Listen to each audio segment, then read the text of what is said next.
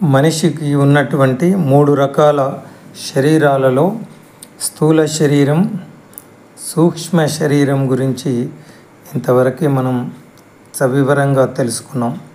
We have already discussed about physical body and mental body. Now let us know about spiritual body. ఇప్పుడు కారణ శరీరం గురించి తెలుసుకుందాం. ఇందులో ఆత్మ, చైతన్యం, శక్తి, 7 చక్రాలు, పంచ ప్రాణాల గురించి మనం తెలుసుకుందాం. So this spiritual body includes spirit, that is atma, and conscious power, and 7 chakras and 5 pranas, pancha pranas. So ఇది ఆత్మ, ఇది అండపిండ బ్రహ్మాండమంతా ప్రతి కణంలో మన శరీరంతో సహా నిమిడీకృతమైనటువంటిదే ఆత్మ. భగవంతుడు భగవద్గీతలో చెప్పినట్టు ఆత్మ చావు పుట్టుక లేనిది, శాశ్వతమైనది, ఏ అస్త్ర శస్త్రాలతో అది నాశనము చేయబడనిది, అది ఎప్పుడు ఉండేది అని మనం గతంలో దీని గురించి చర్చించుకున్నాం. భౌతిక శాస్త్ర శక్తి నిత్యత్వ నియమం గురించి కూడా తెలుసుకున్నాం. The law of conservation of energy. So ఆత్మ శాశ్వతంగా ఉంటుంది, అజరామరమైనది. అది అదేవిధంగా చైతన్య శక్తి, కాన్షియస్నెస్, ఇది ప్రతి కణంలో ఇది నిమిడీకృతమై ఉన్నటువంటిదే ఈ చైతన్యం. ఇదే శక్తి స్వరూపం. ఆ తర్వాత 7 చక్రాల ద్వారా మన శరీరంలో కనిపించకుండా శక్తి ప్రచోదకాలుగా వివిధ రకాల శక్తులను మన శరీరంలో ప్రచోదనం, ఇవి మనకు శక్తి జనకాలుగా కనిపిస్తాయి. The 7 chakras are energy centers in the body that are believed to influence physical, emotional and spiritual well-being. మనిషి ఆధ్యాత్మిక, తర్వాత శారీరక, భావోద్వేగ, ఆధ్యాత్మిక ఉన్నతికి ఇవి కలిగిస్తాయి, దోహదపడతాయి. They are located at specific points along the spine and are often associated with colours, elements and deities. మన వెన్నుపూస నుంచి కింది భాగం నుంచి పై వరకు మనకు శరీరంలో ఈ 7 చక్రాలను వివరించడం జరిగింది. ఈచ్ చక్ర has a specific purpose and impact on different aspects of life.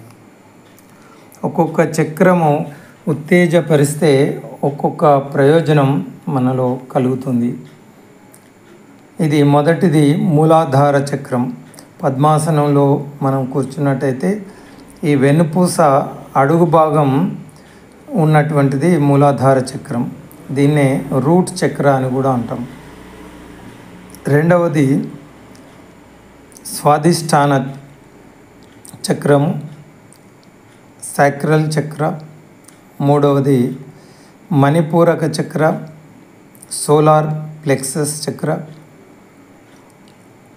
ఇక 4వది అనాహత చక్ర, హార్ట్ చక్ర. 5వది విశుద్ధ చక్ర, థ్రోట్ చక్ర.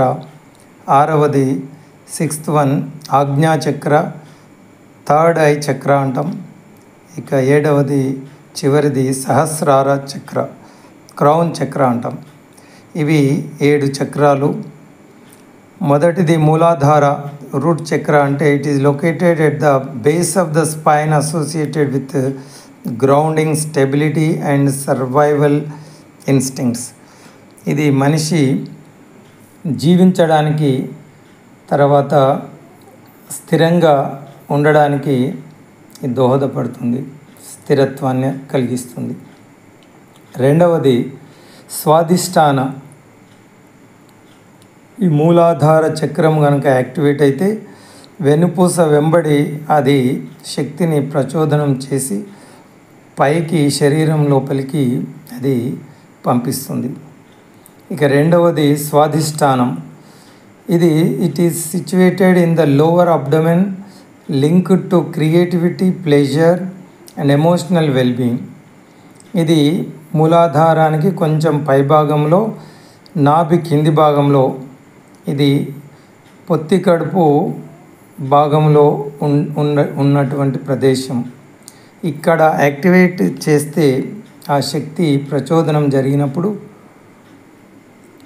ఇది సృజనాత్మకత, సుఖ సంతోషాలను, అదేవిధంగా భావోద్వేగాలను ఇది పెంపొందిస్తుంది. ఇక మణిపూరక చక్ర, సోలార్ ప్లెక్సస్ చక్ర అంటాం, నాభి స్థానంలో ఉన్నటువంటిది. It is located in the upper abdomen, associated with personal power, self esteem and confidence.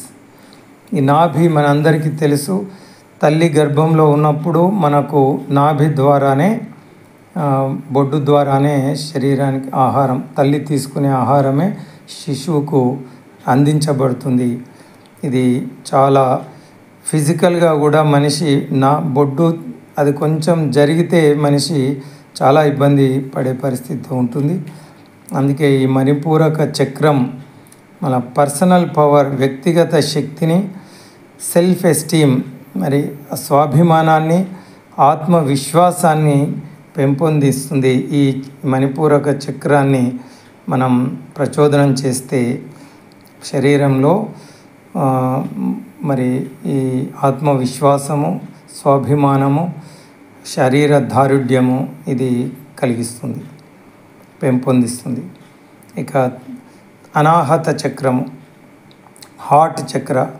It is situated in the chest area, focuses on love, compassion and forgiveness. హృదయము ఉన్న స్థానంలో ఉన్నటువంటి చక్రం ఇది.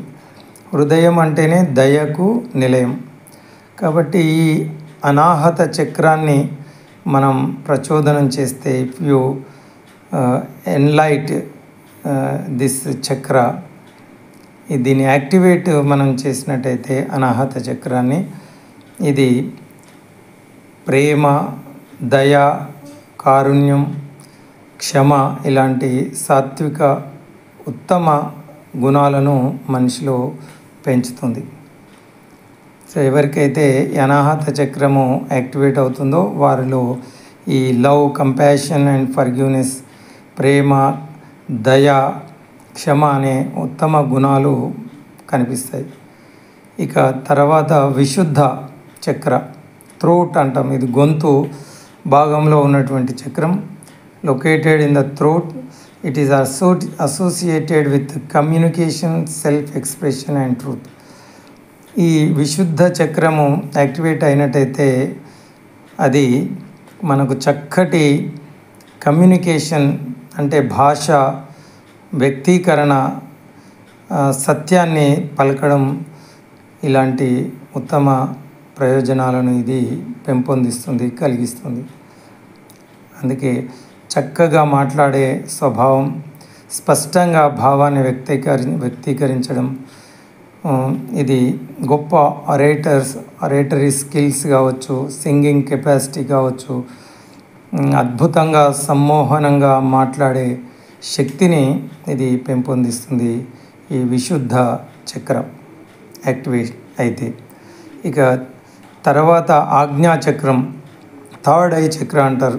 పరమశివునికి మూడో కన్ను ఉంటుందని అన్నట్టే మనలో కూడా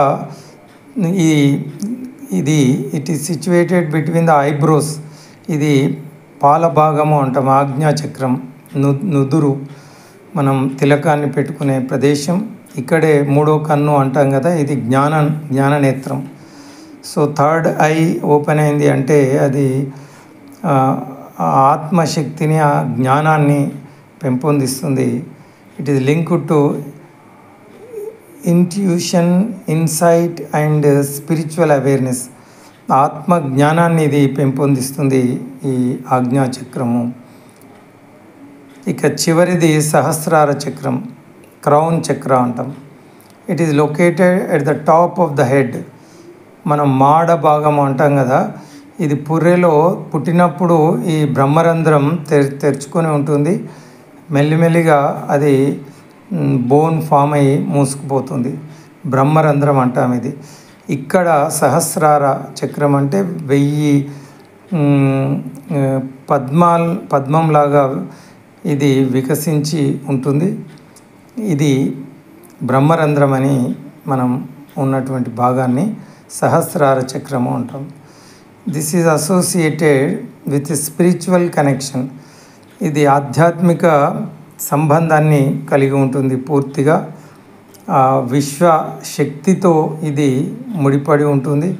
ఇది కాస్మిక్ ఎనర్జీని కనెక్ట్ చేస్తుంది. ఇది ఎన్లైటన్మెంట్, ఇది మనకు ఆత్మ సాక్షాత్కారాన్ని తెలియజేస్తుంది. యూనివర్సల్ కాన్షియస్నెస్ అంటాం. ఇది ఆ భగవంత్ చైతన్యాన్ని మనకు కలిగిస్తుంది. ఈ సహస్రార ఎవరికి ఇది సిద్ధులు, మునులు, ఋషులు, మహాపురుషులకు సహస్రార చక్రం కనుక యాక్టివేట్ అయితే వారు మునులు, ఋషులు, సిద్ధులు అయిపోతారు. ఆత్మ శక్తి అది మనకు అందిస్తుంది. ఇక ఈ కారణ శరీరంలో పంచ ప్రాణాలు, మనిషికి ప్రాణాలు 5 ఉంటాయని చెప్తారు. పంచ ప్రాణాలు అవి ఏంటి అంటే ప్రాణ, అపాన, వ్యాన, ఉదాన, సమాన అనే పంచ ప్రాణాలు. ప్రాణము ఇది ముక్కు రంధ్రాల నుండి హృదయం వరకు వ్యాపించి ఉన్న శ్వాసకోశాన్ని, జ్ఞానేంద్రియాలను నియంత్రిస్తుంది. అంటే ముక్కు నుంచి మన ఊపిరితిత్తుల వరకు, ఇది హృదయం వరకు వ్యాపించి ఉన్న కోశాన్ని అనే జ్ఞానేంద్రియాలను కూడా నియంత్రిస్తుంది. శ్వాస తీర్చుకోవడం, మరి ఇక్కడ ఉన్నటువంటి జ్ఞానేంద్రియాలను కూడా ఇది ప్రాణము ఇది నియంత్రిస్తుంది. It controls. దీని ద్వారా మన వాక్కు మింగడం, ఆహారాన్ని మింగడం, మాట్లాడడం, శరీర ఉష్ణోగ్రతలను అదుపులో ఉంచుతూ శరీరంలో ఊర్ధ్వచలనం అంటే కదలిక క్రింది నుండి మీదికి ఉండేటట్లు ఇది చూస్తుంది. ఈ ప్రాణం వల్లనే మనం మాట్లాడగలుగుతాం, వాక్కు కానీ ఆహారాన్ని మింగగలుగుతాం. అదేవిధంగా శరీరంలో నియమిత ఉష్ణోగ్రతలను మరి చనిపోతే శరీరం అంతా చల్లబడుతుంది. కాబట్టి శరీరానికి 98 ఫారెన్హీట్ టెంపరేచర్ అన్నది అవసరం. ఆ ఉష్ణోగ్రతను నియంత్రించేదే ఈ ప్రాణము. పంచప్రాణాలలో మొదటిది. ఇక రెండవది అపానము. ఇది నాభి నుండి అరికాళ్ళ వరకు వ్యాప్తి చెంది అధోచలనం అంటే కింది వైపు చలనాన్ని కలిగి ఇది విసర్జన కార్యకలాపాలకు తోడ్పడుతుంది. ఈ అపానము ఇది అధోముఖ చలనాన్ని అంటే ఇది భూమి ఆకర్షణ ఎట్లా ఉంటుందో అది కింది వైపుకు ఇది కలిగి ఉంటుంది. కాబట్టి it works in this direction opposite. ప్రాణమేమో అప్వర్డ్, ఇది డౌన్వర్డ్. సో ఇది కిందికి శక్తిని ఈ కింది దిశ వైపు ఉంటుంది. కాబట్టి దీనివల్లనే మనం మలమూత్రాలను విసర్జిస్తాం. అవి కిందికి నెట్టివేయబడాలి. ఈ అపానం అనే వాయువు వల్ల మనం మలమూత్రాలు మనం విసర్జించడానికి ఇది దోహదపడుతుంది. అదేవిధంగా వీర్యము, బహిష్టు మరియు శిశు జననం మొదలైన వాటిని ఇది నిర్వహిస్తుంది. వీటి ప్రయోజనం కేవలం మలమూత్రాలను విసర్జించడం మాత్రమే కాదు, వీర్య విసర్జనం, అదే బహిష్టు జరగడం స్త్రీలలో, అదేవిధంగా శిశు జననం, అది అధోముఖంగా జరగాలి. కాబట్టి శిశువు కింది వైపు నెట్టవేయబడితేనే శిశువు జననం జరుగుతుంది. సో శిశు జననాలకు, బహిష్టు వీర్య విసర్జనకు, మలమూత్ర విసర్జనకు దోహదపడేదే ఈ రెండవ అపానము అనే వాయువు. ఇక మూడవది సమానం. ఇది నాభి నుండి హృదయము వరకు వ్యాప్తి చెంది ఉంటుంది. మొదటిదేమో శ్వాస నుంచి హృదయం వరకు అయితే, ఈ హృదయం నుండి నాభి వరకు ఉండేదే సమానము. నాభి నుండి కింది వరకు ఉండేదే ఇందాక మనం చెప్పుకున్న అపానం.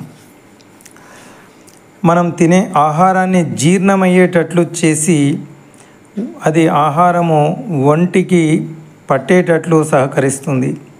ఇది డైజెషన్ చేయడానికి దోహదపడుతుంది. ఇంటెస్టైన్ను స్ట్రెంథెన్ చేసి మనం తిన్నటువంటి ఆహారం డైజెస్ట్ జీర్ణం అయ్యేటట్లు, జీర్ణమైన ఆహారం శరీరానికి అది చేరేటట్లు ఇది సహకరిస్తుంది. దీని ద్వారా అవయవాలకు శక్తి కలుగుతుంది. తిన్న ఆహారము అరగాలి, అరిగింది అది ఒంటికి పట్టాలి, అప్పుడే అది మనకు శక్తిని అందిస్తుంది. ఈ విధంగా చేసేదే ఈ సమానము అనే వాయువు. ఇక నాలుగవది ఉదానము. ఇది గొంతు భాగం నుంచి శిరస్సు వరకు వ్యాపించి ఉంటుంది. థ్రోట్ నుంచి హెడ్ వరకు శరీర ఊర్ధ్వముఖంగా పనిచేస్తుంది, అప్వర్డ్ డైరెక్షన్లో. ఇది మనలో నుండి శబ్దం కలగడానికి, మనం మాట్లాడుతున్నామంటే అది గొంతు నుంచి ధ్వని బయటికి రావాలి, అప్పుడే శబ్దం మనం చేయగలుగుతాం. Then only we can talk. So ఇది మాట్లాడడానికి ఉపయోగపడుతుంది ఉదానం. వాంతులు చేసుకున్నప్పుడు ఏదైనా మనకు అనారోగ్యకరమైనది పదార్థం కడుపులో ఉన్నట్టయితే అది తొలగించబడితేనే మనకు ఆరోగ్యం కలుగుతుంది. కాబట్టి వాంతులు, వామిటింగ్స్ అనేటివి అది కూడా ఆరోగ్యానికి ఒక దోహదపడుతుంది. కాబట్టి మాట్లాడడానికి, వాంతులు చేసుకోవడానికి, మన దైనందిన కార్యక్రమాల్లో తూలి పడకుండా సమతులంగా ఉండడం, మనిషి కూర్చున్నా, నిలబడ్డా, నడుస్తున్నా పడిపోకుండా ఇది స్థిరంగా ఉంచడానికి ఈ ఉదానం అనే వాయువు మనకు దోహదపడుతుంది. ఇక చివరిది పంచ ప్రాణాలలో, పంచవాయువులు పంచ ప్రాణాలు అంటాం. ఇక చివరిది వ్యానము. ఇది ప్రాణ అపానాలను కలిపి ఉంచుతుంది. ఇది మొదటిది ప్రాణము, రెండవది అపానం. ఈ రెండిటిని కనెక్ట్ చేస్తుంది అన్నట్టు. ఇది connection between this two, first and second పంచప్రాణాల్లో ప్రాణ, అపానం. ఇది శరీరంలో ప్రసరణ కార్యక్రమాన్ని జరిపిస్తుంది. ఎందుకంటే శరీరం మొత్తం ఇది ప్రసరణ అంటే ఇది ట్రాన్స్మిషన్ జరగాలి, రక్త ప్రసరణ జరగాలి, ఆక్సిజన్ అన్నది అందాలి, రక్తం అన్నది మన ప్రతి కణానికి అందజేయాలి. అంటే ఇది ట్రాన్స్పోర్ట్ లాగా ట్రాన్స్మిషన్, ప్రసరణం. ఇది నాడీ మండలం మొత్తం పనులను నడిపిస్తుంది. మనం అరికాలు నుండి మనకు తల పైభాగం వరకు ప్రతి కణానికి రక్త ప్రసరణం జరిగేటట్టు శరీరంలో ఉన్న 1,72,000 సూక్ష్మ నాడులు ఉన్నాయని చెప్తారు. ఆ 72,000 72,000 నర్వ్స్ను, అందులో బ్లడ్ సర్క్యులేషన్ ఇది కావడానికి దోహదపడేదే వ్యానము. సో ఈ విధంగా మనకు ఈ పంచ ప్రాణాల వల్ల మనిషి జీవించి ఉండడానికి దోహదపడతాయి. ఇవే ప్రాణ, అపాన, వ్యాన, ఉదాన, సమాన. ఈ పంచ ప్రాణాలు వెళ్తేనే మనిషి పూర్తిగా చనిపోయాడని చెప్తాం. అందుకే ఈ పంచవాయువులు పంచ ప్రాణాలుగా మనలో ఉండి ఈ ప్రాణశక్తిని కాపాడుతూ ఉన్నాయి. మిత్రులారా, ఎలాగైతే ఈ కారు నాది కానీ నేను కారు కాదు, అదేవిధంగా ఇది నా బైకు అంటాం, బైకు మనం కాదు. ఇది నా షర్టు, ఇది నా ప్యాంటు, ఇది నా చైరు ఇది నా ఇల్లు అని ఎట్లా అయితే మనం అంటామో, ఇది నా ఇల్లు కానీ ఇల్లు నేను కాదు. అదేవిధంగా ఇది నా శరీరము కానీ శరీరం నేను కాదు. మరి నిజమైన నేను ఎవరు అంటే మనకు అద్భుతంగా ఆదిశంకరాచార్యులు నిర్వాణ షట్కంలో నీవెవరో మనకు అద్భుతమైన వివరణ చేయడం జరిగింది.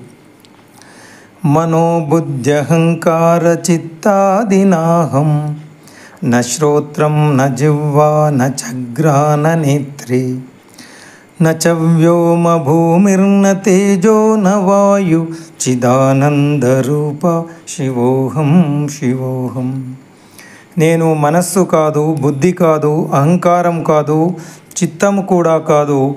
నేను పంచేంద్రియములైన చెవి, ముక్కు, కన్ను, నాలుక, చర్మం కూడా కాదు. నేను పంచభూతాలైన భూమి, నీరు, అగ్ని, వాయువు, మరి ఆకాశం కూడా కాదు. నేను చిదానంద రూపాన్ని, నేనే శివుడిని, నేనే శివుడిని. చిదానంద రూప శివోహం శివోహం. This is our true identity, my dear friends. Hari ఓం తత్సత్.